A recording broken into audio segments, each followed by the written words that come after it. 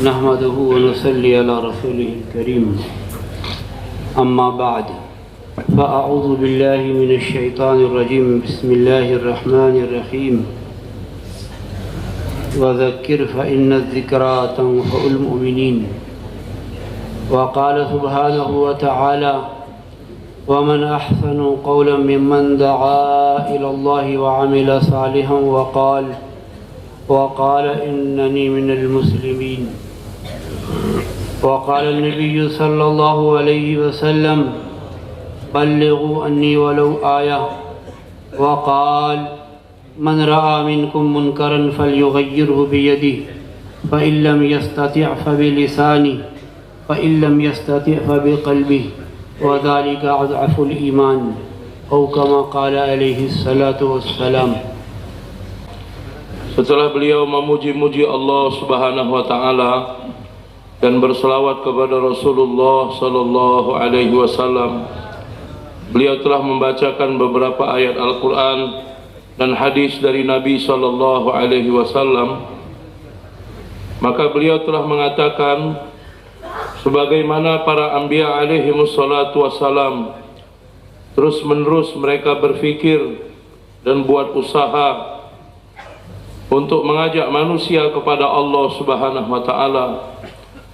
Bagaimana umat manusia tidak masuk dalam neraka, dapat masuk ke dalam surganya Allah Subhanahu wa taala, dan seluruh umat manusia akan mendapatkan kejayaan untuk selama-lamanya. Maka begitu juga hadirin anbiya alaihi wassalatu wassalam berfikir dan usaha terus-menerus kepada anak cucu keturunan mereka, bagaimana anak-anak daripada umat manusia akan selamat dari neraka, dapat masuk ke dalam surga, bahkan menjadi orang-orang yang akan mengajak manusia kepada Allah Subhanahu wa taala. Hadirin yang dimuliakan Allah Subhanahu wa taala, dan anbiya alaihi wassalatu wassalam mereka juga telah mendidik, mempersiapkan anak-anak mereka sendiri untuk melanjutkan kerja mereka, mengajak manusia kepada agama Allah Subhanahu wa taala. Di dalam Al-Qur'an disebutkan beberapa kisah bagaimana anbiya alaihi wassalatu wassalam berfikir kepada anak-anak mereka supaya anak-anak mereka menjadi penerus mereka dalam mengajak manusia kepada agama Allah Subhanahu wa taala.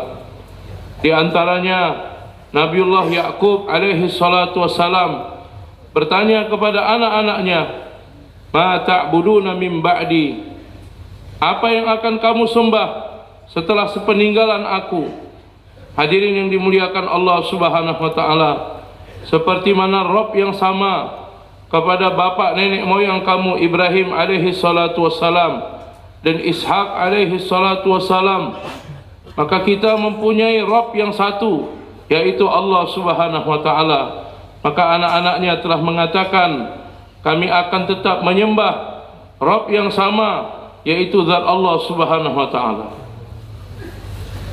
Ismail अलैहिस्सलाम के बारे में अल्लाह ताला ने कुरान में जिक्र किया है, काना यामुरु अहलहु बिस्सलाति वज़्ज़का, कि वो अपने घर वाले को नमाज और ज़कात का हुक्म किया करते थे. Tentang Nabiullah Ismail alaihi salatu wassalam, Al-Quran telah mengatakan kana ya'muru ahlahu bis salati waz zakah, adalah Ibrahim alaihi salatu wassalam telah menyuruh keluarganya untuk mendirikan solat dan menunaikan zakat. Hadirin yang dimuliakan Allah Subhanahu wa taala, Luqman alaihi salatu wassalam di dalam Al-Quran Allah Subhanahu wa taala telah menceritakan bagaimana nasihat-nasihat yang diberikan oleh Luqman alaihi salatu wassalam kepada anaknya. Nasihat dan fikir beliau bagaimana anak tetap berada di dalam agama, tetap berada di dalam usaha agama. Maka Luqman alaihi salatu wassalam pertama telah memberikan nasihat tentang perkara tauhid, perkara yang asas, perkara yang sebenarnya, perkara iman. Ya bunayya la tusyrik billah, inna syirka la zulmun azim. Wahai anakku, janganlah kamu berbuat syirik, janganlah kamu mensyirikatkan Allah Subhanahu wa taala. Inna syirka, sesungguhnya kesyirikan, la zulmun azim, adalah kezaliman yang begitu besar.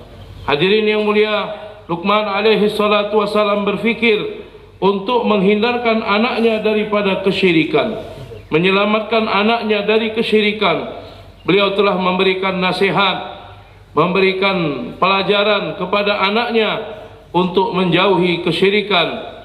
Kemudian setelah iman, Luqman alaihi salatu wassalam memberikan nasihat kepada anaknya tentang amal soleh. Ya bunayya aqimis shalah, wahai anakku, dirikanlah solat. Untuk menjaga amal di dalam kehidupan, mendirikan solat di dalam kehidupan, diberikan nasihat oleh Luqman alaihi salatu wassalam kepada anaknya. Setelah memberikan nasihat iman dan amal soleh, maka Luqman alaihi salatu wassalam memberikan nasihat, janganlah kamu hanya memikirkan diri kamu sendiri saja, mengusahakan iman dan mendirikan solat untuk diri kamu saja, tetapi kamu mengajak orang lain kepada kebaikan-kebaikan, mengajak orang kepada iman dan amal soleh. Wa'mur bil ma'ruf wanha 'anil munkar, hendaklah kamu menyuruh orang-orang kepada kebaikan, kepada iman dan amal, dan mencegah orang daripada perbuatan yang mungkar. Hadirin yang dimuliakan Allah, kemudian Luqman alaihi salatu wassalam berkata kepada anaknya, wasbir ala ma asabak, inna dzalika min azmil umur. Dan atas kesulitan-kesulitan yang datang kepada kamu, kesusahan-kesusahan yang datang kepada kamu, hendaknya kamu bersabar dalam keadaan tersebut, dan tetaplah kamu mengamalkan agama dalam kehidupan kamu untuk tidak mensyirikatkan Allah, tetap mendirikan solat, mengajak manusia pada kebaikan, mencegah manusia dari kemungkaran. Apapun keadaan yang datang kepada kamu, maka kamu bersabarlah dalam keadaan-keadaan tersebut. Hadirin, satu kumpulan nasihat yang begitu baik, yang begitu indah dari Luqman alaihi salatu wassalam kepada anak beliau. Maknanya ada kerisauan, ada fikir dalam diri Luqman alaihi salatu wassalam, bagaimana anak-anak dapat dibawa ke dalam agama, di dalam usaha agama. Untuk itulah satu nasihat yang begitu lengkap Luqman alaihi salatu wassalam memberikan nasihat itu kepada anaknya. Hadirin yang dimuliakan Allah Subhanahu wa taala, maka kepada orang-orang Islam, kepada orang-orang beriman, Allah Subhanahu wa taala telah memberikan perintah kepada kita semua, seperti mana Al-Qur'an telah mengatakan, ya ayyuhalladzina amanu qu anfusakum wa ahlikum nara. Wahai orang-orang yang beriman, jagalah diri kamu dan keluarga kamu dari api nerakanya Allah Subhanahu wa taala. Menjaga diri sendiri dan menjaga keluarga, terkhusus kepada anak-anak kita. Maka di dalam tafsir, Imam Ali bin Abi Thalib radhiyallahu anhu mengatakan, maksud menjaga diri dan keluarga, allimuhum wa addibuhum, hendaknya kamu mengajar mereka, mengajarkan perkara agama dan mengajarkan adab kepada mereka. Beliau mengatakan adab di sini bermakna yaitu kehidupan Rasulullah sallallahu alaihi wasallam, sunnah-sunnah Rasulullah sallallahu alaihi wasallam. Maka hadirin, yang namanya adab adalah sunnah Nabi. Sunnah Nabi itulah adab, hadirin. Sehingga hadirin yang dimuliakan Allah Subhanahu wa taala, yang ada di dalam kehidupan Nabi sallallahu alaihi wasallam itulah adab. Sehingga dikatakan ad-dinu kulluhu adab. Agama itu semuanya adalah adab. Dan Nabi sallallahu alaihi wasallam mengatakan dalam mafhum hadis, Rabbku telah mengajarkan adab kepadaku dan adabku menjadi semakin baik. Maka hadirin yang dimuliakan Allah, apapun yang ada di dalam sunnah Nabi sallallahu alaihi wasallam, itulah adab. Maka diperintah kepada orang-orang beriman untuk mengajarkan agama kepada keluarganya, kepada anak-anaknya, dan mengajarkan sunnah Nabi SAW. Sunnah adalah adab, tetapi kalau bertentangan dengan sunnah, maka adab, tidak ada adab di dalamnya. Hadirin yang dimuliakan Allah Subhanahu wa Ta'ala, untuk itu hadirin, bagaimana kita berfikir tentang keluarga kita, terkhusus kepada anak-anak kita. Bagaimana kita memberikan pelajaran agama, taklim agama kepada mereka. Kita mempunyai fikir dan kerisauan bagaimana anak-anak kita mulai daripada kecil mereka telah belajar agama. Beliau mengatakan kepada anak-anak yang belum baligh, maka bagaimana pelajaran agama akan sampai kepada mereka. Maka anak-anak kecil, anak-anak orang Islam yang belum baligh dihubungkan dengan maktab-maktab Al-Quran. Di masjid-masjid, di musola-musola diajarkan Al-Quran, diajarkan pelajaran agama yang simple, poin-poin dalam pelajaran agama yang begitu mendasar, sehingga anak-anak orang Islam yang belum baligh, mulai daripada mereka kecil, mereka telah mempelajari ilmu-ilmu dasar daripada Al-Quran. Di atas permukaan bumi ini tidak ada pengajaran yang lebih baik daripada taklim, daripada pengajaran Al-Quran. Al-Quran yang diajarkan, itulah taklim yang paling baik di atas permukaan bumi ini. Maka Nabi SAW telah bersabda yang mafhumnya, orang yang paling baik di antara kamu adalah orang yang belajar Al-Quran dan mengajarkannya. Untuk itu hadirin, setelah anak-anak kita selesai daripada maktab, di masjid-masjid, di muhala-muhala kita, maka masukkan mereka ke madrasah-madrasah untuk mereka lebih lanjut belajar di madrasah, sehingga mereka menjadi hafidh Al-Quran, menjadi alim Rabbani, dan menjadi da'i untuk agama ini. Semasa mereka belajar di madrasah, maka diberikan taklim dan tarbiyah kepada mereka. Kemudian mereka dilatih semasa di madrasah, sehingga dengan latihan yang diberikan, nanti kalau mereka sudah selesai belajar di madrasah, mereka akan keluar dari madrasah. Mereka bukan hanya sibuk dalam urusan keperluan dunia mereka, tetapi mereka juga akan bergerak untuk membawa agama Allah Subhanahu wa Ta'ala, mendakwahkan agama ini ke seluruh dunia. Hadirin yang dimuliakan Allah Subhanahu wa Ta'ala, beliau mengatakan belajar Al-Quran di dalamnya ada 4 perkara.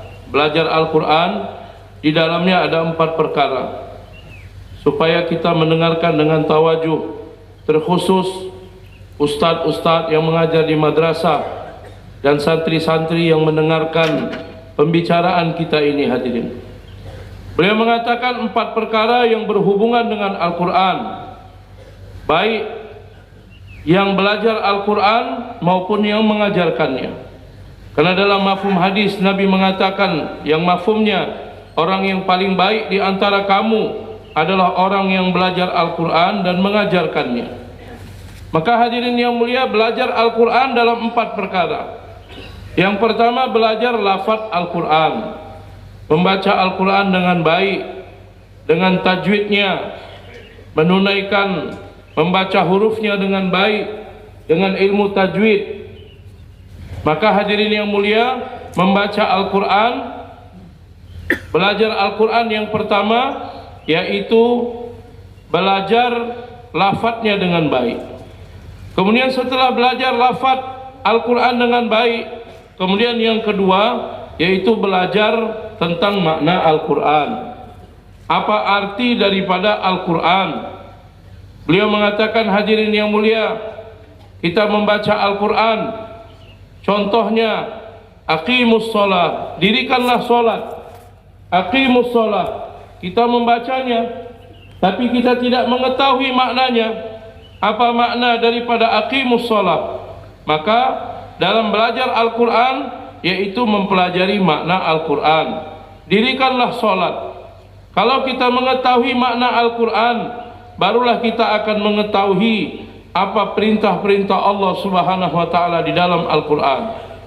Yang pertama belajar lafaz Al-Quran, yang kedua belajar makna Al-Quran, kemudian yang ketiga hadirin yang mulia, yaitu belajar untuk mengamalkan Al-Quran. Apa yang telah kita baca daripada Al-Quran, maka belajar Al-Quran yang ketiga yaitu belajar untuk mengamalkan Al-Quran, membawa Al-Quran di dalam kehidupan kita sehari-hari. Kemudian hadirin, setelah belajar lafaz Al-Quran, belajar makna Al-Quran, dan yang ketiga belajar untuk mengamalkan Al-Quran, maka yang keempat yaitu belajar untuk menyampaikan Al-Quran, belajar untuk mendakwahkan Al-Quran. Seperti mana hadirin yang dimuliakan Allah Subhanahu wa taala, Luqman alaihi salatu wassalam telah memerintahkan anaknya, aqimis shalah, hendaklah kamu mendirikan salat, wa'mur bil ma'ruf wanha 'anil munkar, hendaklah kamu mengajak manusia kepada kebaikan, mencegah manusia dari kemungkaran. Nabiullah Ismail alaihi salatu wassalam mengatakan kepada anaknya, kepada keluarganya, wa kana ya'muru ahlahu bis shalah. Ismail alaihi salatu wassalam telah menyuruh keluarganya untuk mendirikan salat. Dan hadirin yang dimuliakan Allah, Allah Subhanahu wa taala telah menyampaikan kepada nabinya, wa'mur ahlaka bis salati wastabir 'alaiha, hendaklah kamu memerintahkan keluarga kamu untuk mendirikan salat. Begitu banyak tempat di dalam Al-Quran menyuruh keluarga, menyuruh orang-orang di sekitar kita untuk datang kepada amal-amal kebaikan.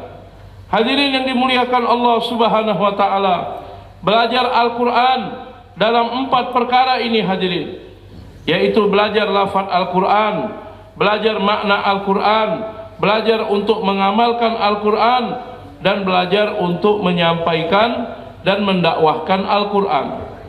Maka begitu juga hadirin yang mengajarkan, karena di dalam mafhum hadis, orang yang paling baik di antara kamu adalah orang yang belajar Al-Quran dan mengajarkannya. Maka seperti mana 4 perkara di dalam belajar Al-Quran, begitu juga 4 perkara di dalam mengajarkan Al-Quran. Yang pertama, mengajar lafaz Al-Quran dengan benar. Yang kedua, belajar untuk mengajarkan makna Al-Quran.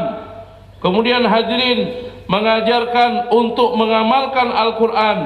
Dan yang keempat, mengajar untuk mengajak manusia kepada agama Allah, mengajak untuk menyampaikan Al-Quran, menyebarkan Al-Quran. Beliau mengatakan, hadirin yang mulia, apabila di dalam diri kita belajar ataupun mengajarkan yang berhubungan dengan Al-Quran dalam 4 perkara ini, belajar dan mengajarkan lafaz Al-Quran, belajar dan mengajarkan makna Al-Quran, belajar dan mengajarkan untuk mengamalkan Al-Quran, belajar dan mengajar untuk menyampaikan dan mendakwahkan Al-Quran.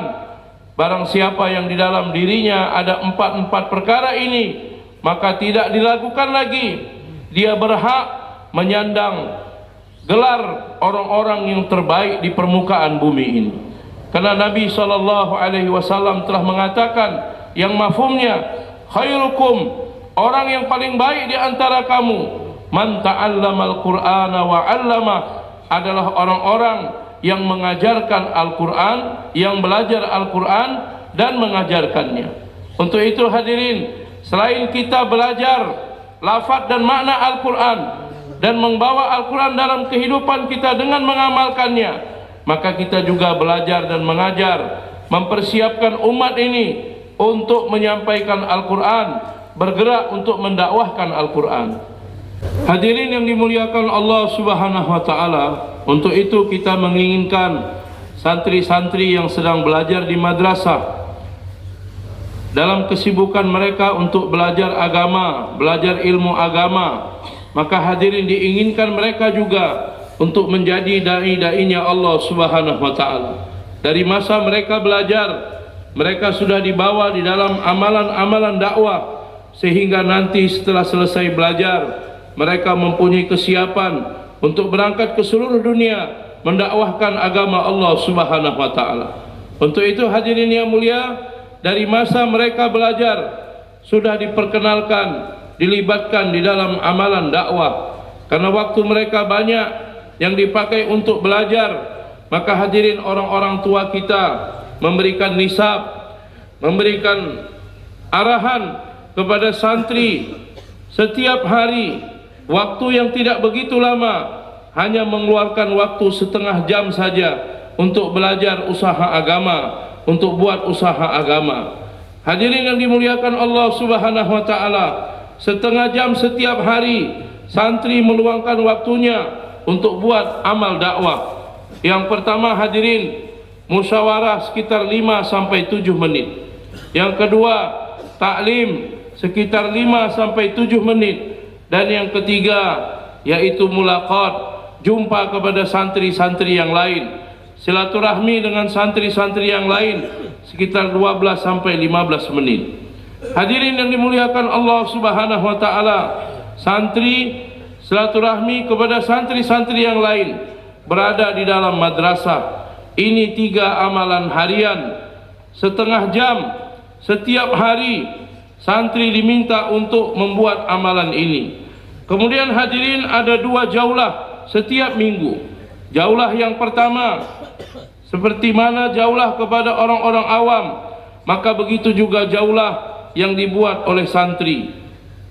Yang pertama jaulah 1 dari masjid yang ada di dalam madrasah, maka santri membuat jaulah keluar dari madrasah untuk buat jaulah di sekitar madrasah.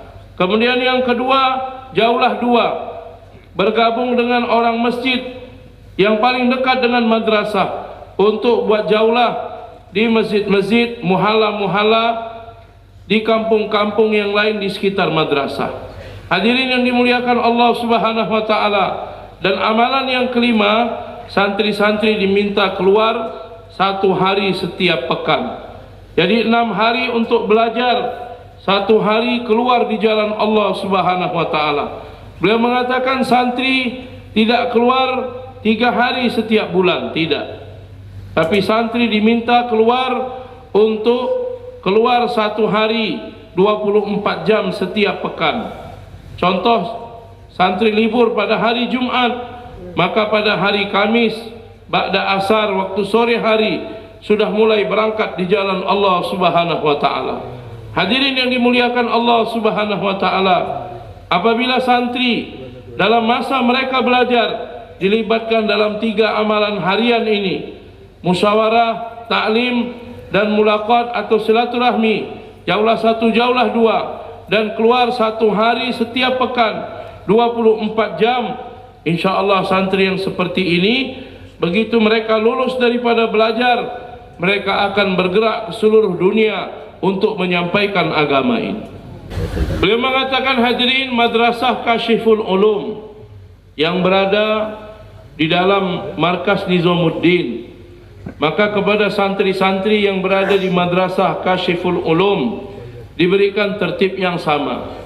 Santri-santri di sana keluar 1 hari 24 jam setiap pekan pada hari libur atau hari cuti. Jadi santri belajar selama 6 hari, 1 hari misalnya libur hari Jumat, mulai dari hari Kamis sore sampai menjelang sholat Jumat, santri keluar di jalan Allah Subhanahu wa taala. Sebelum mereka berangkat diberikan bayan hidayah secara lengkap, secara terperinci. Kemudian apabila mereka kembali, wabsi diambil karkuzari daripada mereka. Maka hadirin, setiap pekan, setiap minggu, perkara ini begitu penting, maka disampaikan musyawarahnya, disampaikan kepada hadraji kita Maulana Sa'ad Damat Berkatuhum. Hadirin yang dimuliakan Allah Subhanahu wa taala, dan kepada santri-santri yang belajar di madrasah, maka untuk mereka juga, selain mereka membuat usaha maqami di madrasah mereka, maka hadirin pada hari-hari libur mereka, pada hari-hari cuti mereka, diminta mereka untuk berangkat keluar di jalan Allah Subhanahu wa taala. Seperti mana liburan memasuki bulan Ramadan, maka santri dapat keluar dari mulai bulan Sya'ban 40 hari di jalan Allah Subhanahu wa taala. Ada liburan Idul Adha, keluar beberapa hari di jalan Allah. Ada liburan semester setelah ujian, maka beberapa hari keluar di jalan Allah. Atau ada liburan-liburan yang diberikan di madrasah, maka santri-santri diminta supaya mereka berangkat di jalan Allah Subhanahu wa taala. Beliau mengatakan sekurang-kurangnya setiap santri dalam 1 tahun mereka berangkat 40 hari di jalan Allah Subhanahu wa taala. Dan waktu-waktu yang ada dalam liburan beberapa hari, kurang daripada 40 hari, dapat mereka gunakan juga untuk berangkat di jalan Allah Subhanahu wa taala. Hadirin yang mulia, keluar ini mereka bergerak ke daerah-daerah, jumpa dengan orang-orang Islam, maka mereka akan mengamalkan agama secara praktek, mengamalkan apa yang mereka telah ajarkan, apa yang mereka telah pelajari, mereka amalkan secara praktek untuk diri mereka, dan mereka mengajak orang-orang Islam di tempat mereka, di tempat mana mereka buat usaha, di tempat mana mereka keluar. Selain mereka mengamalkan apa yang mereka telah pelajari, maka mereka juga mengajak orang-orang Islam, orang-orang lain untuk mengamalkannya. Ini kepada santri-santri yang masih belajar di madrasah. Beliau mengatakan ada santri yang tahun depan tidak lama lagi akan lulus, tamat daripada belajar. Maka kepada mereka hadirin dipersiapkan dari awal. Begitu mereka selesai belajar, lulus tamat, mereka diberangkatkan keluar 1 tahun di jalan Allah Subhanahu wa taala. Hadirin yang dimuliakan Allah Subhanahu wa taala, untuk santri yang akan tamat belajar, maka tertib kepada mereka yaitu keluar 3 tahun di jalan Allah. Begitu selesai belajar tahun pertama, langsung berangkat 1 tahun di jalan Allah ke IPB, India, Pakistan, Bangladesh. Waktu yang tersisa dapat dipergunakan bergerak di dalam negeri kita. Kemudian hadirin, setelah mereka kembali buat makomi kurang lebih 2 tahun, maka ustadz atau santri yang telah lulus tadi ditaskil untuk berangkat 1 tahun yang kedua ke negeri-negeri Arab atau negeri-negeri yang khusus yang diputuskan oleh masyaikh kita daripada Nizamuddin. Kemudian hadirin yang mulia, setelah pulang setahun kedua, mereka buat makomi kurang lebih 3 tahun, menyempurnakan amal makomi 3 tahun di muhalla mereka, di makomi mereka, dan membayar nisab tahunan.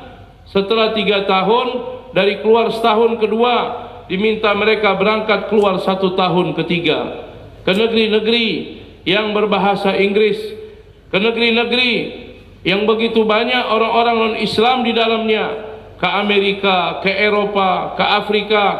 Berangkat ke sana hadirin yang mulia untuk keluar 1 tahun yang ketiga.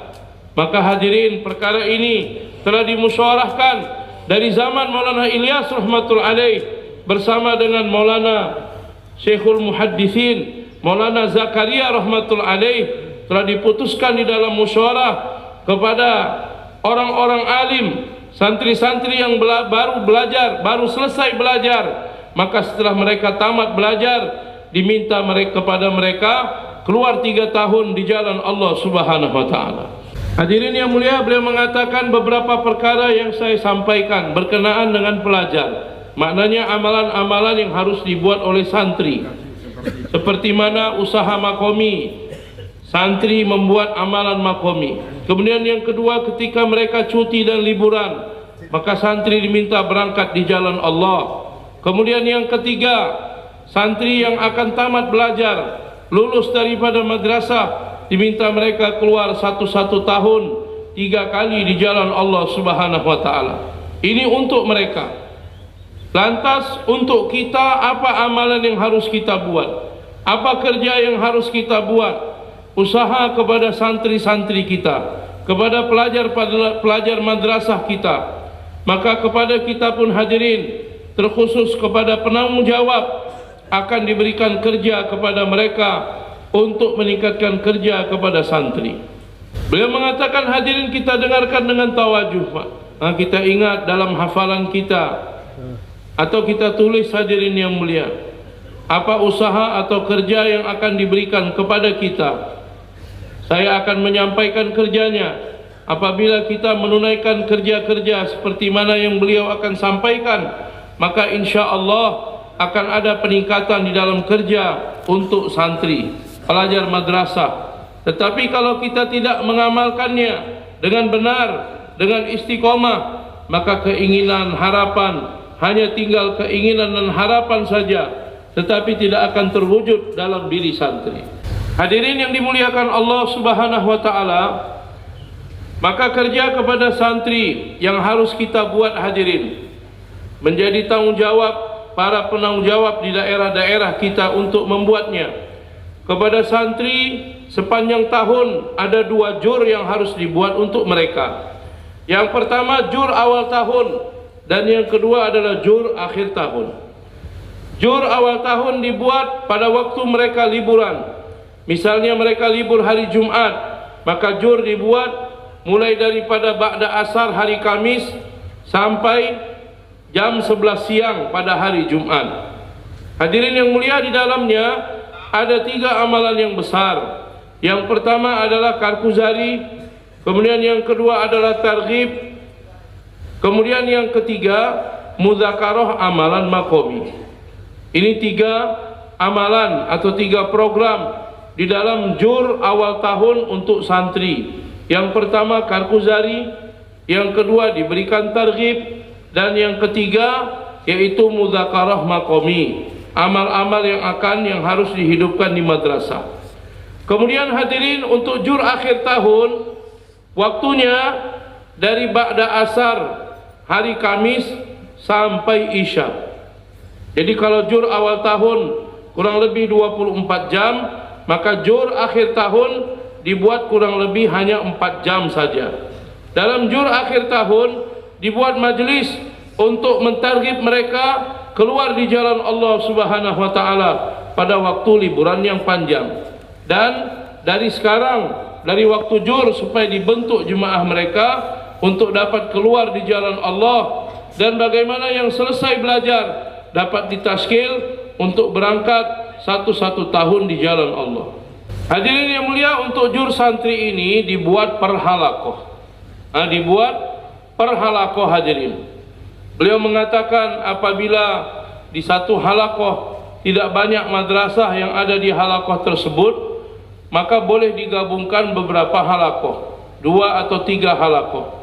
Hadirin yang dimuliakan Allah Subhanahu wa taala, maka mereka menyelesaikan belajar pada hari Kamis menjelang zuhur.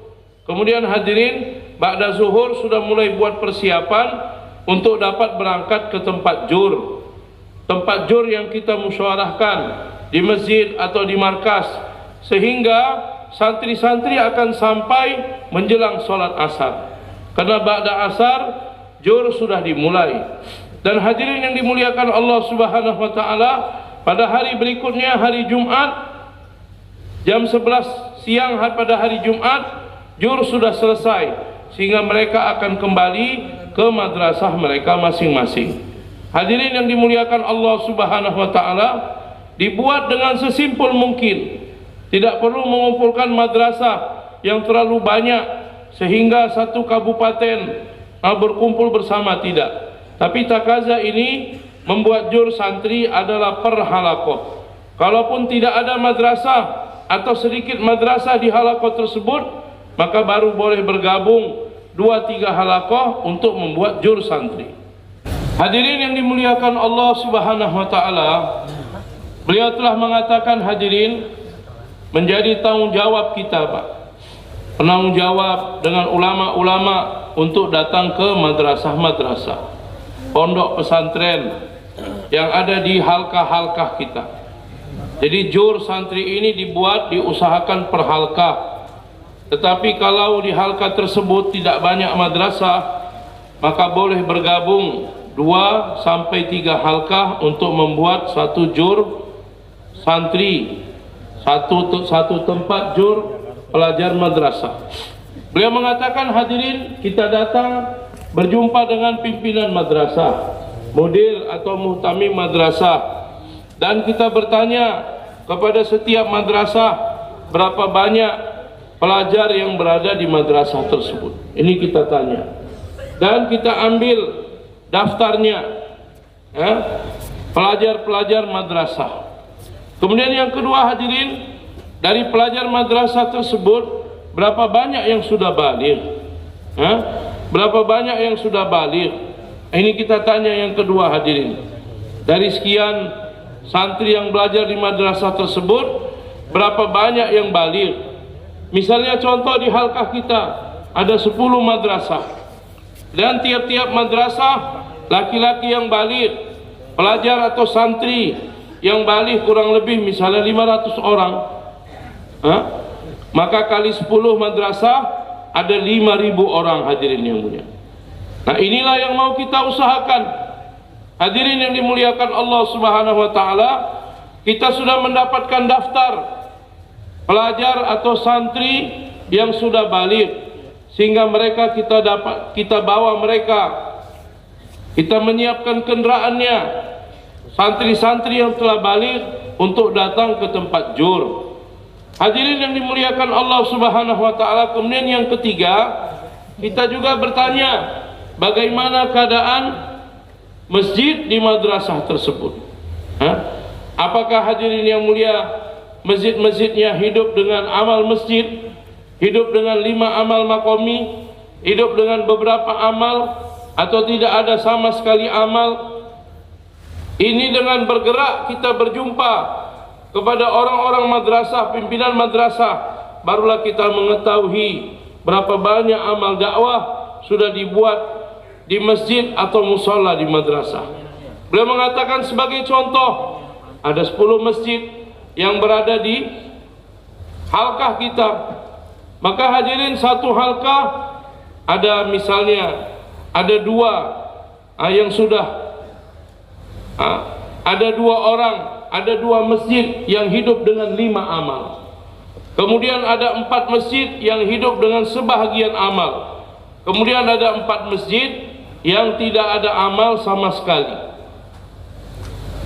2 masjid di madrasah yang ada 5 amal. 4 masjid di madrasah yang sebahagian amal. Dan ada 4 masjid di madrasah yang tidak ada amal sama sekali. Jadi kita harus mengetahui madrasah-madrasah di halqah kita, berapa banyak yang sudah hidup dengan 5 amal, berapa banyak yang sudah hidup dengan beberapa amal, atau yang belum ada amal sama sekali. Sehingga hadirin yang dimuliakan Allah, dari sekarang kita dapat memulai buat usaha menghidupkan amal di masjid yang berada di dalam madrasah. Ini yang ketiga hadirin. Yang keempat, kita ingin juga mengetahui di antara santri-santri yang sudah baligh tadi, maka berapa banyak yang sudah pernah keluar di jalan Allah, yang sudah keluar 4 bulan, yang sudah keluar 40 hari, atau kurang daripada 40 hari, berapapun hadirin, maka kita perlu list, daftar nama-nama mereka, santri-santri yang sebelumnya sudah pernah keluar di jalan Allah. Kemudian yang kelima hadirin, dari sekian banyak santri tadi, maka berapa banyak santri yang sudah membuat 5 amal? Kemudian berapa santri yang duduk hanya dalam beberapa amal? Dan berapa santri yang belum membuat amal sama sekali? Jadi hadirin, 5 perkara ini Pak, penanggung jawab dengan para alim ulama supaya turun ke madrasah-madrasah, berjumpa dengan mudir, berjumpa dengan muhtamim di madrasah tersebut, menyampaikan usaha kita buat. Dan 5 perkara ini kita harus ambil datanya hadirin, dan kita akan mengusahakan dalam 5 perkara ini usaha kepada santri dan pelajar-pelajar madrasah. Semua bersedia buat insyaallah. Beliau mengatakan hadirin, satu takaza lagi untuk kita.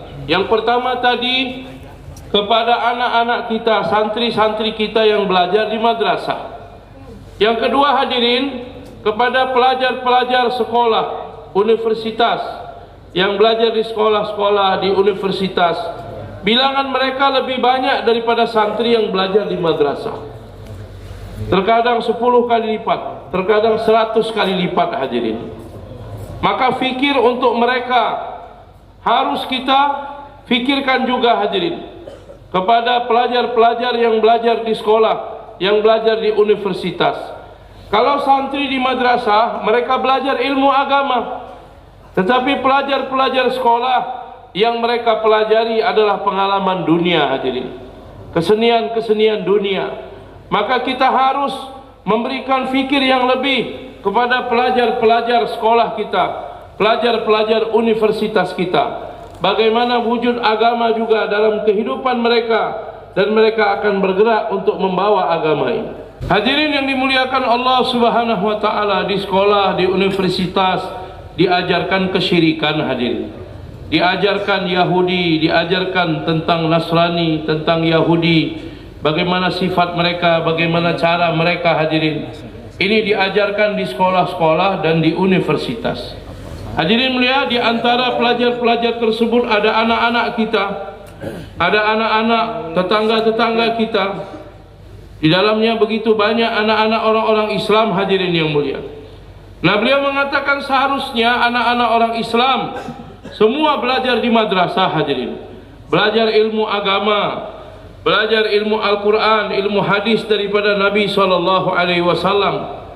Tetapi walaupun begitu, hadirin, banyak juga anak-anak orang Islam yang tidak belajar di madrasah.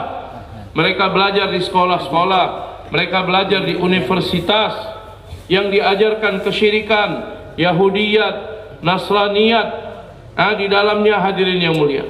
Maka untuk itu, hadirin, dalam mafhum hadis Nabi SAW, setiap anak dilahirkan dalam keadaan fitrah Islam. Maka kedua orang tuanya lah yang akan menjadikan dia Yahudi, Nasrani atau Majusi, hadirin. Maka untuk itu, hadirin yang dimuliakan Allah Subhanahu wa taala, kepada anak-anak kita yang belajar di sekolah, belajar di universitas, kalau kita tidak ajarkan agama, kita tidak bawa dalam usaha agama, apakah pelajar-pelajar sekolah ini mereka akan mengamalkan agama? Mereka akan bergerak ke seluruh dunia untuk mendakwahkan agama? Untuk itu, hadirin yang dimuliakan Allah, kepada pelajar di sekolah dan kepada pelajar di universitas, begitu penting kepada kita untuk mengusahakan mereka di dalam usaha agama ini. Beliau mengatakan, hadirin, di dalam usaha kepada pelajar sekolah dan universitas, college dan sebagainya, dengarkan dengan tawajuh, Pak. Usaha yang harus kita buat kepada kita semua, harus membuat usaha atas pelajar sekolah dan universitas ini. Kemarin, hadirin, kita sudah dengarkan daripada Karkuzari, usaha atas pelajar dan mahasiswa. Maka dari Karkuzari yang kami fahami, yang kami mengerti, di tempat bapak-bapak, usaha atas pelajar dan mahasiswa belum lagi dimulai sampai sekarang ini. करेंगे, काम शुरू करेंगे भाई. Kita akan mulai buat kerja, insyaallah. तो फिर सुने ध्यान से. Maka dengar dengan tawajuh, Pak. Beliau mengatakan kepada pelajar-pelajar sekolah dan mahasiswa, di tempat mana mereka tinggal, di sekitar masjid atau muhalla, maka orang-orang masjid mengusahakan seluruh pelajar sekolah dan mahasiswa yang tinggal di sekitar masjid mereka, supaya seluruh pelajar dan mahasiswa dihubungkan dengan amal-amal masjid. इनका अलग से कोई काम नहीं है. Tidak ada kerja yang berlainan untuk mereka. Beliau mengatakan, hadirin yang mulia, bagaimana Pelma dilibatkan setiap hari di dalam musyawarah masjid. Pelma didudukkan setiap hari di dalam taklim kita di masjid. Pelma setiap hari dibawa di dalam usaha untuk meluangkan waktu silaturahmi, mulaqat, buat usaha memakmurkan masjid. Kemudian, hadirin, setiap minggu pelajar dan mahasiswa dibawa untuk buat jaulah 1 dan jaulah 2 bersama jemaah masjid. Dan seperti mana orang-orang awam keluar 3 hari setiap bulan, maka diminta juga kepada pelajar mahasiswa bersama dengan orang-orang masjid keluar 3 hari setiap bulan. Tetapi untuk pelajar dan mahasiswa ada sedikit keringanan dalam mereka keluar 3 harinya. Hadirin yang dimuliakan Allah Subhanahu wa taala, 3 hari untuk pelma, pelajar mahasiswa, maka beliau mengatakan ada sedikit keringanan di dalamnya. Karena mereka keluar 3 hari hanya pada saat mereka liburan atau hari libur, hari yang mana mereka tidak belajar. Contohnya misalnya hari Sabtu atau hari Ahad. Beliau mengatakan, hadirin, kalau dalam 1 bulan ada mereka libur yang mana mereka dapat keluar 3 hari berterusan, maka diminta kepada pelajar pun untuk keluar 3 hari. Misalnya ada tanggal-tanggal merah, Jumat, Sabtu, Ahad, maka diminta mereka keluar 3 hari full. Hadirin yang mulia, kalau tidak ada bisa 3 hari full, maka ada 2 hari yang bisa mereka full keluar 2 hari, maka diminta mereka untuk keluar 2 hari, ditambah keluar 1 hari pada minggu yang berikutnya. Jadi totalnya tetap 3 hari. Nah, sekarang mungkin sudah banyak di daerah-daerah yang hari Sabtu dan Ahad libur, maka Sabtu Ahad bisa keluar 2 hari, kemudian pada minggu berikutnya keluar lagi 1 hari, jadi 3 hari. Atau hadirin yang mulia, di sebagian tempat yang tidak ada liburan kecuali 1 hari saja, misalnya hari Ahad saja, hari Sabtu pun tidak libur, maka santri keluar 1 hari setiap pekan 3 kali. 1 hari pada pekan ini, pekan berikutnya 1 hari, pekan berikutnya lagi 1 hari. Minggu pertama, minggu kedua, minggu ketiga, keluar 1 hari 3 kali di jalan Allah Subhanahu wa taala. Jadi ini 3 bentuknya.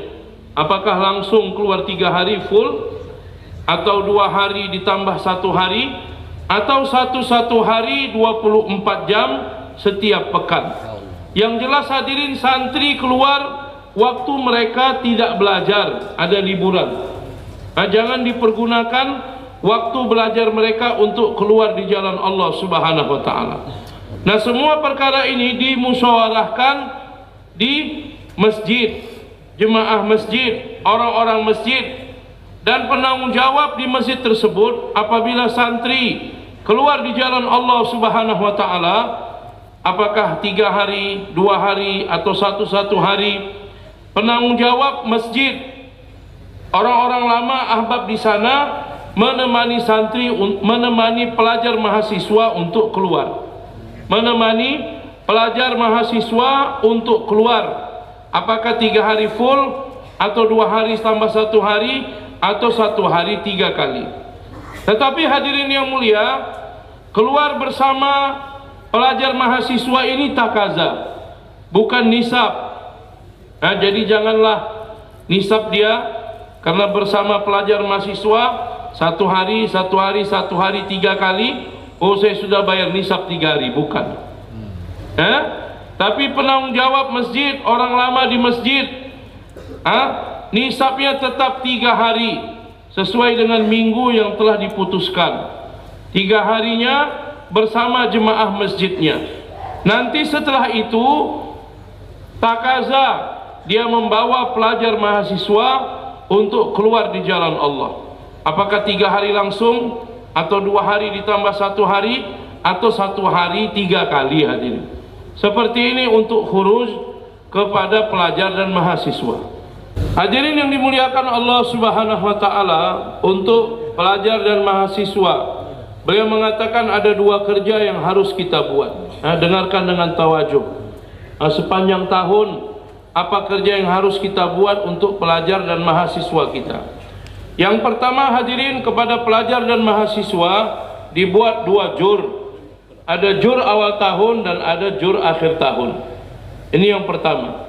Kemudian yang kedua hadirin, di masjid-masjid kita, orang-orang masjid pada hari liburan pelajar, misalnya hari Sabtu atau hari Ahad, Sabtu Ahad, maka hadirin pada pagi hari kita buat usaha memakmurkan masjid. Pada hari mereka libur, yang mana mereka berada di rumah, tidak berada di sekolah, Maka orang-orang masjid buat usaha memakmurkan masjid. Target yang utama adalah untuk mendatangi pelajar dan mahasiswa. Kita datang ke rumah-rumah mereka, membawa pelajar dan mahasiswa, kita bawa ke masjid kita, libatkan di dalam amal masjid, libatkan di dalam amal usaha memakmurkan masjid. Jadi hadirin yang dimuliakan Allah Subhanahu wa taala, atau pada hari-hari libur, ada hari-hari libur yang mana mereka tidak sekolah, tanggal merah, maka pada hari itu pun jemaah masjid membuat usaha memakmurkan masjid pada pagi hari atau sore hari. Dan target yang utama, kita jumpa semua kepada orang Islam, tapi target yang utama pada hari-hari libur ini, kita mau mendatangi pelajar-pelajar yang mana hari-hari biasanya kita tidak dapat menjumpai mereka karena mereka masih berada dalam belajar. Jadi hadirin, yang pertama yaitu jur untuk pelajar dan mahasiswa sepanjang tahun dibuat 2 kali. Jur awal tahun dan jur akhir tahun. Jadi seperti mana kepada santri di madrasah 2 kali jur awal tahun dan jur akhir tahun, begitu juga kepada pelajar-pelajar dan mahasiswa sekolah dibuat jur 2 kali, jur awal tahun dan jur akhir tahun. Cuma untuk jur kepada pelajar di sekolah mahasiswa lamanya 3 sampai 4 jam. Keduanya 3 sampai 4 jam, baik jur awal tahun maupun jur akhir tahun. Untuk jur awal tahun, yang pertama hadirin kita ambil kalkuzari. Kita ambil kalkuzari. Bagaimana keadaan kerja yang mereka telah buat di masjid-masjid mereka, di sekitar muhalla mereka. Kemudian bagaimana khurujnya, keluarnya di jalan Allah Subhanahu wa taala. Jur awal tahun ini dibuat ketika mereka baru-baru masuk ke sekolah. Ketika baru masuk sekolah, maka dibuat jur awal tahun. Makanya diminta kalkuzari bagaimana khurujnya, keluarnya di jalan Allah Subhanahu wa taala.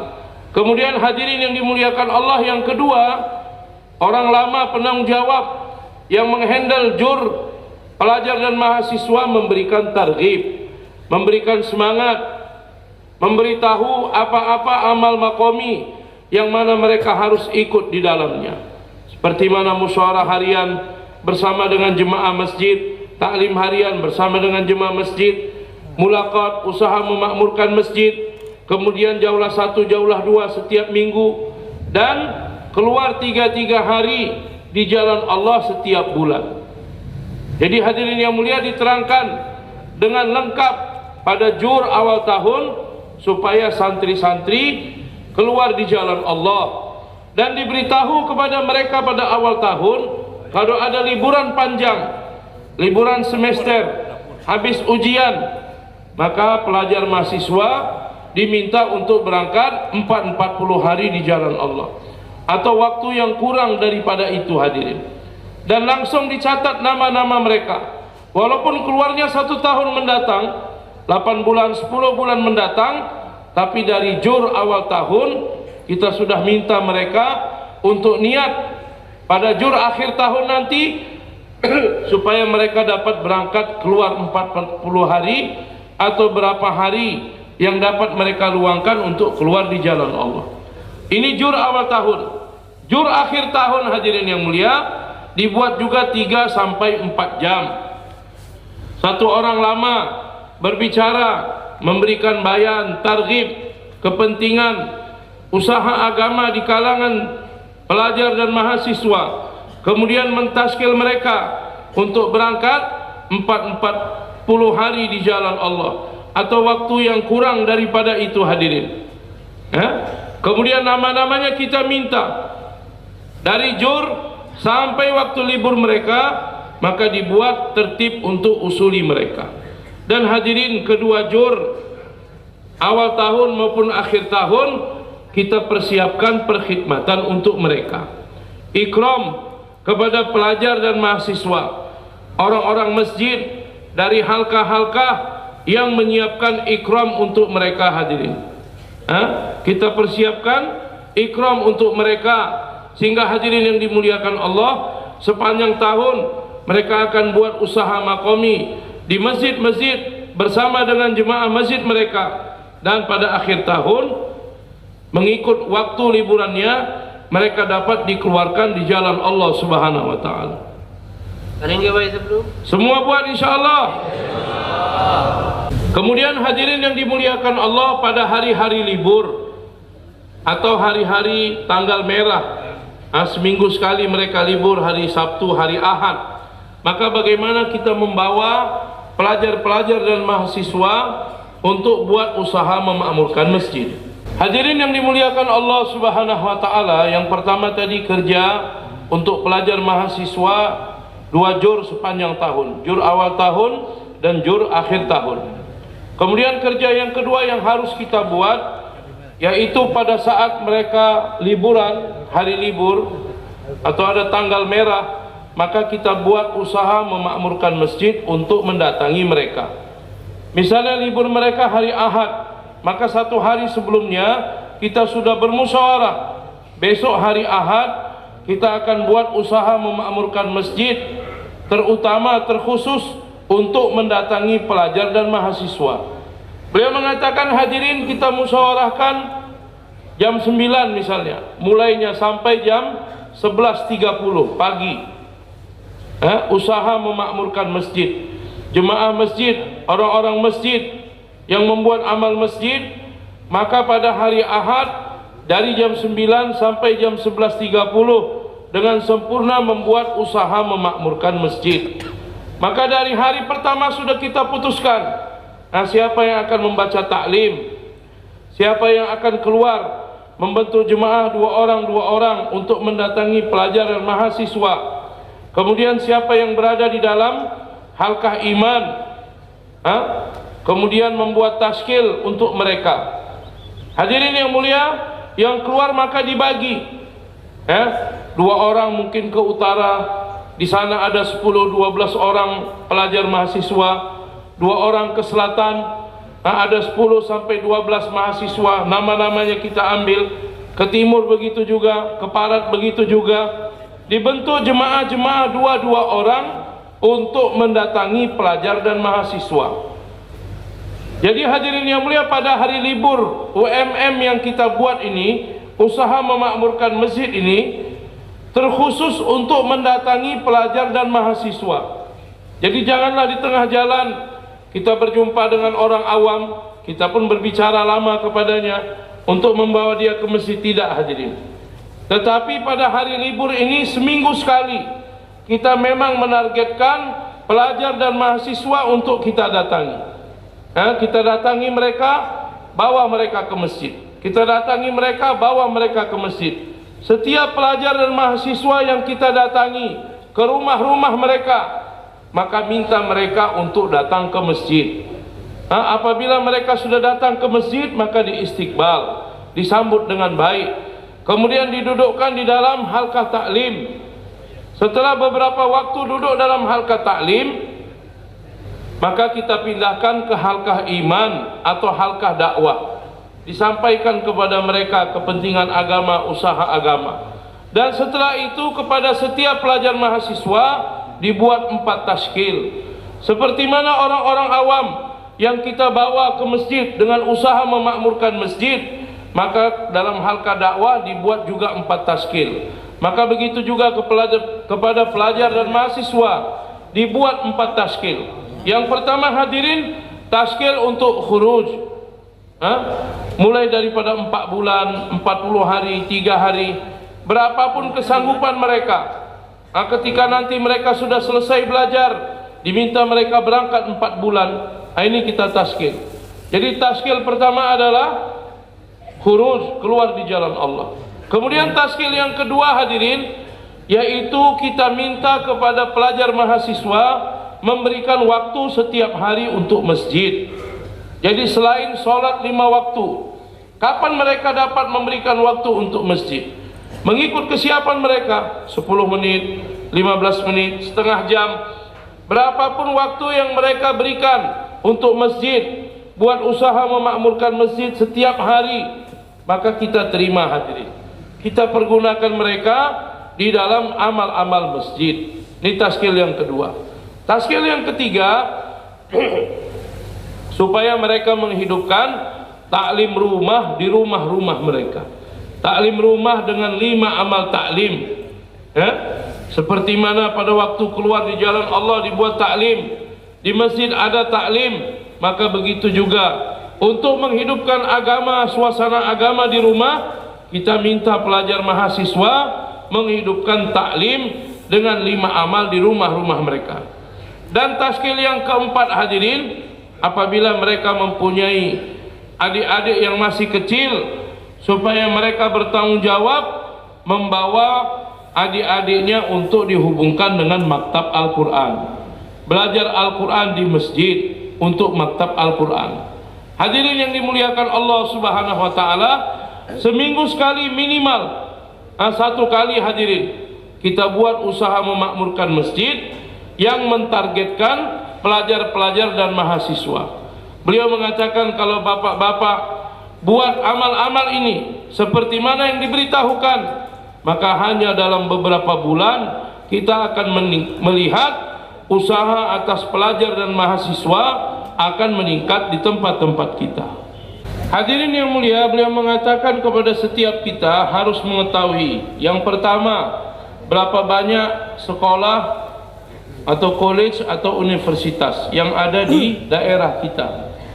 Jadi setiap kita yang buat kerja untuk pelajar dan mahasiswa, semua jemaah masjid, bukan hanya syu'bah pelajar saja Pak, bukan, tapi semua jemaah masjid, ahbab, bertanggung jawab untuk buat usaha pelajar dan mahasiswa.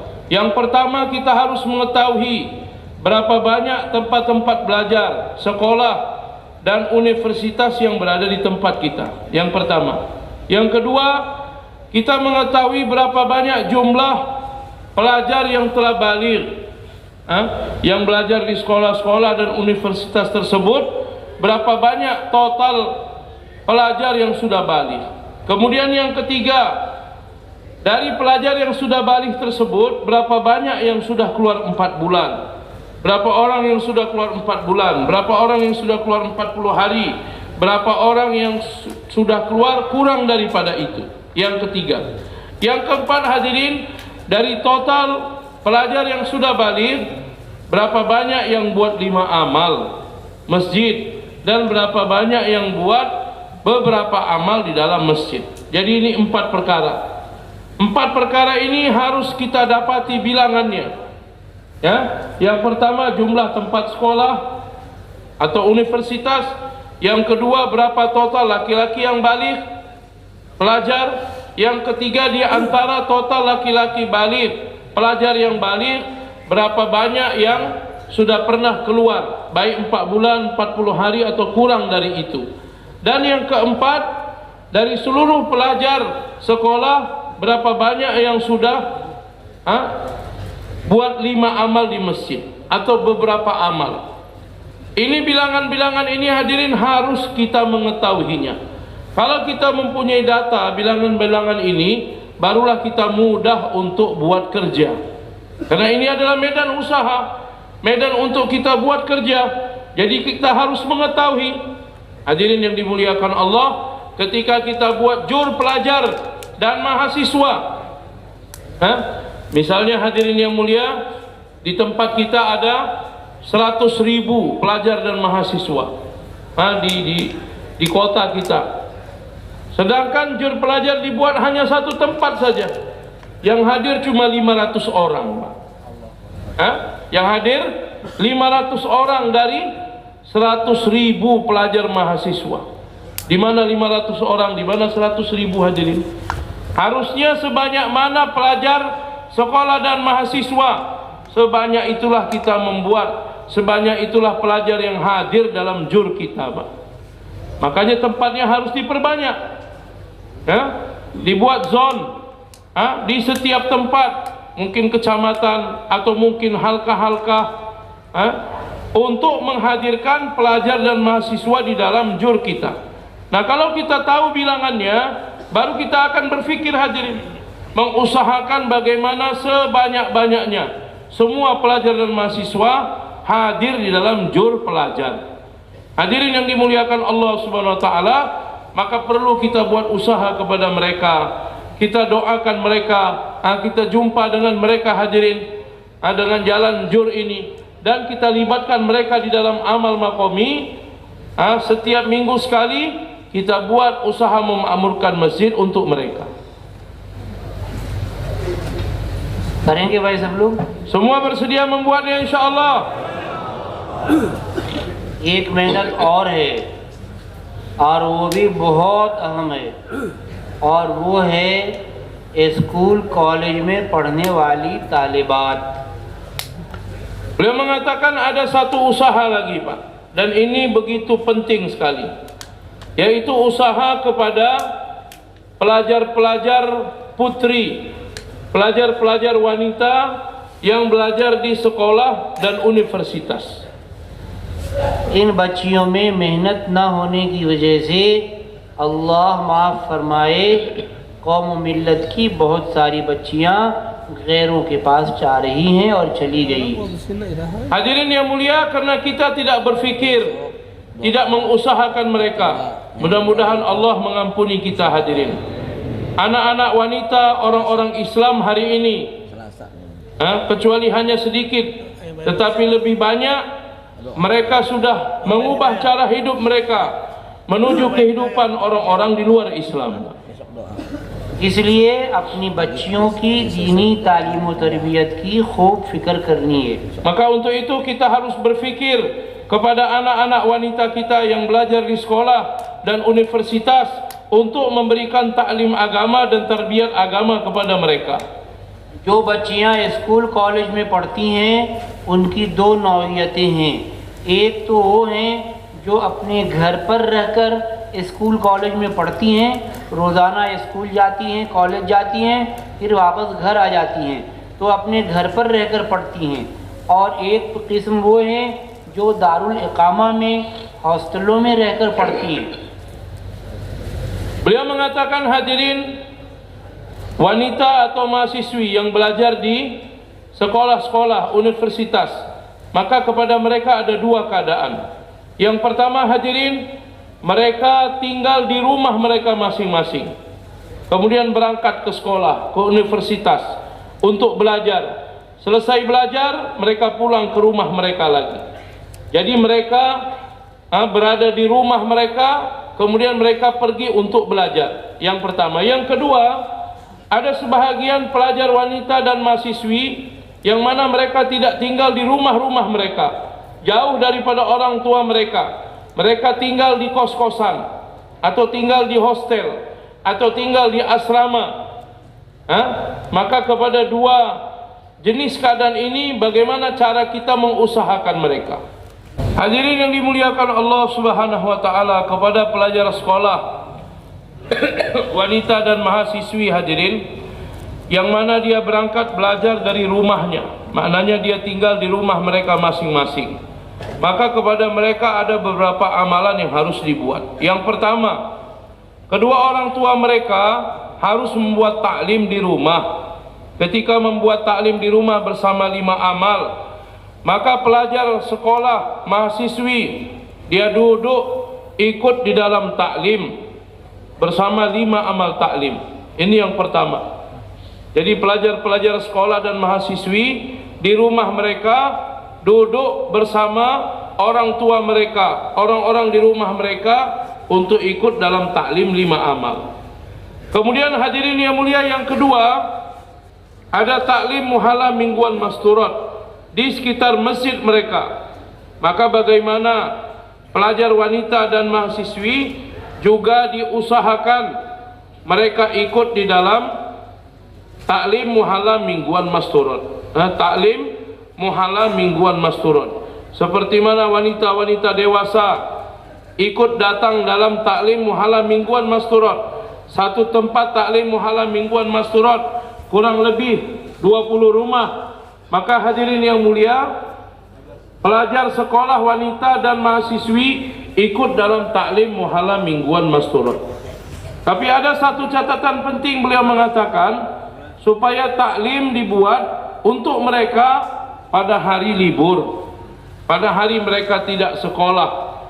Maka hadirin di tempat-tempat kita yang memungkinkan, kalau taklim kita pada hari tidak libur, kita bisa musyawaratkan kembali, kita buat taklim muhallam mingguan kita pada hari libur mereka. Misalnya mereka libur hari Ahad, maka taklim mingguan kita dibuat hari Ahad. Atau taklim mereka liburnya hari Jumat, belajar mereka liburnya hari Jumat, maka kita buat taklim muhallam mingguan pada hari Jumat. Supaya apa hadirin? Supaya setiap minggu sekali mereka dapat ikut dalam taklim muhallam mingguan masturat. Hadirin yang dimuliakan Allah SWT, sudah dua amalan. Yang pertama taklim rumah, yang kedua taklim muhallam mingguan, dan yang ketiga bersama kedua orang tuanya keluar 3 hari di jalan Allah Subhanahu wa taala. Jadi pelajar sekolah wanita dan mahasiswi bersama ibu dan bapaknya. Jadi keluar masturat 3 hari harus ada ibunya juga. Anak gadis keluar bersama ibunya 3 hari. Apabila sudah 3 hari boleh keluar 10 hari. Jadi untuk anak-anak gadis diperkenankan keluar 3 hari di jalan Allah dan keluar 10 hari bersama ibu dan bapaknya. Jadi ini 3 amalan untuk pelajar wanita dan mahasiswi. Yang pertama duduk di dalam taklim rumah dengan 5 amal. Yang kedua ikut dalam taklim muhallam mingguan masturat. Dan yang ketiga keluar 3 hari dan 10 hari di jalan Allah bersama ibu dan bapaknya. Kemudian hadirin yang mulia, kepada pelajar sekolah mahasiswi yang mana mereka tidak pulang ke rumah, berjauhan dengan rumah mereka, mereka tinggal di kos-kosan, mereka tinggal di asrama-asrama, maka amalan untuk mereka pertama, mereka membuat taklim di kamar mereka masing-masing. Kalau di kos-kosan mungkin tinggal 2 orang, 3 orang, ada taklim kamar namanya. Kalau di asrama mereka berada di kamar-kamar 6 orang, 7 orang, maka membuat taklim 5 amal di kamar mereka masing-masing. Ditentukan waktunya. Setelah masuk waktunya maka diajak pelajar-pelajar wanita tersebut untuk ikut duduk semua di dalam taklim 5 amal. Hadirin yang dimuliakan Allah SWT, ini amalan yang pertama. Amalan yang kedua, penanggung jawab daerah, halkah atau kabupaten, mereka silaturahmi ke asrama-asrama, jumpa dengan yang menjaga asrama. 2 orang ahbab kita dengan musyawarah penanggung jawab datang ke penjaga asrama, sampaikan kepada penjaga asrama pentingnya kepada pelajar-pelajar sekolah dan mahasiswi supaya setiap minggu mereka dikumpulkan dalam taklim muhallam mingguan masturat. Dan ini sabit didapati daripada sirah Nabi dan para sahabat, yang mana beberapa orang sahabiah datang kepada Nabi minta supaya Nabi SAW mengajarkan agama untuk mereka. Maka Nabi pun meletakkan setiap minggu 1 hari yang mana wanita-wanita dikumpulkan, kemudian Nabi datang untuk mengajarkan agama kepada mereka. Maka hadirin, setelah kita mendapatkan izin, maka 2 orang lama ini dengan keputusan musyawarah membawa istri mereka, 2 orang, yang mana 2 orang ini sudah berpengalaman keluar masturat, minimal sudah pernah 10 hari. Yang sudah 10 hari 2 pasang pergi ke asrama. Sebelumnya pelajar wanita sudah mengetahui akan ada taklim muhallam mingguan masturat di asrama kami. Maka yang laki-laki duduk bersama penjaga asrama. 2 orang wanita yang sudah berpengalaman minimal 10 hari masuk ke dalam asrama. Yang satu membaca taklim kitabi, minggu ini muntakhab, minggu depan fadilah amal, fadilah sedekah, begitu seterusnya.